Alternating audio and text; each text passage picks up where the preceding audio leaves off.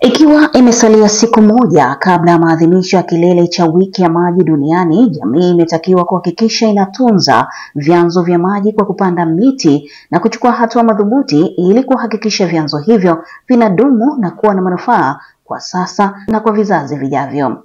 Wito huo umetolewa na afisa tawala wa wilaya ya Mbeya Devota Chacha akimwakilisha mkuu wa wilaya ya Mbeya Beno Malisa wakati wa shughuli ya upandaji miti 1000 katika chanzo cha maji cha Kombo kilichopo kata ya Ijombe, Mbeya vijijini. Zoezi hili limefanyika kuelekea kilele cha wiki ya maji. Jumuiya za maji, niwaombe jumuiya lakini pia kwa kushirikiana na wananchi.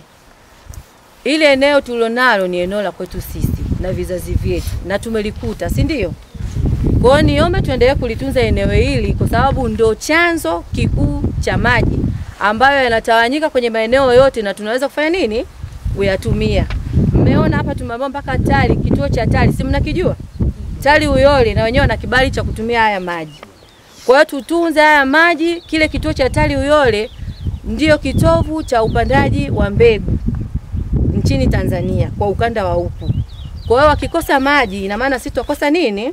Mbegu. Kwa mimi niwaombe na nitoa maelekezo tuendelee kutunza hivi vyanzo vya maji rafiki, lakini pia niwapongeze kwa kutunza chanzo hiki ambacho kinaendelea kushamiri, kina bustani nzuri. Sawa, kuna shughuli za kibinadamu ambazo zinaendelea, lakini mmejitahidi kuhifadhi.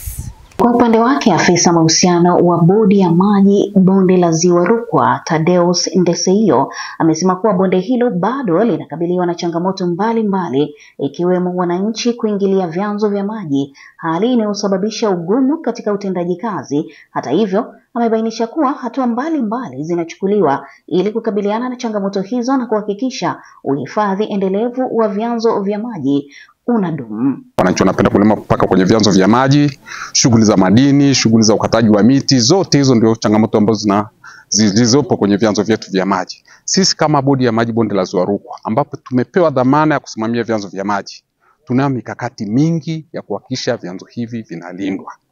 Mkakati wa kwanza ni kuhakikisha kuwashirikisha wananchi. Tunawashirikishaje? Tunawashirikisha kwa kutoa elimu ya uhifadhi wa vyanzo vya maji. Ndio elimu tunaitoa kila wakati. Kama leo unaona tumewashirikisha, tunao hapa katika hii wiki ya maji, tumekuwa nao muda wote kuhakikisha tunapanda miti na kuendelea kutoa elimu ya uhifadhi wa vyanzo vya maji.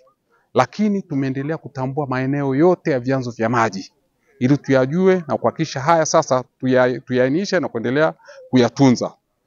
Pia maeneo ambayo tumeyatambua tumeendelea kuyawekea mipaka ya kudumu ili kuwa na mpaka wa kuainisha kwamba sasa hili ni eneo chanzo cha maji, pasifanyike shughuli yoyote ya kibinadamu. Lakini pia tunayo sheria ya maji, sheria namba 11 ya mwaka 2009 pamoja na maboresho yake ya namba 8 ya mwaka 2022. Diwani wa kata ya Ijombe Mary James pamoja na mwenyekiti wa kijiji cha Nsongo Juu Samuel Mamboleo wametoa maoni yao kuhusu umuhimu wa utunzaji wa vyanzo vya maji na ushiriki wa wananchi katika juhudi hizo.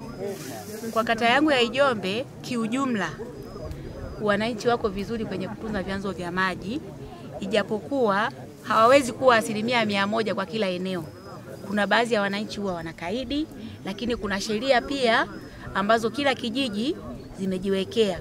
Kwa hiyo mtu yule ambaye atakuwa yuko kinyume na sheria za kijiji huwa anawajibishwa, na ndio maana mnakuta hali ya maeneo ya vyanzo vya maji ni shwari.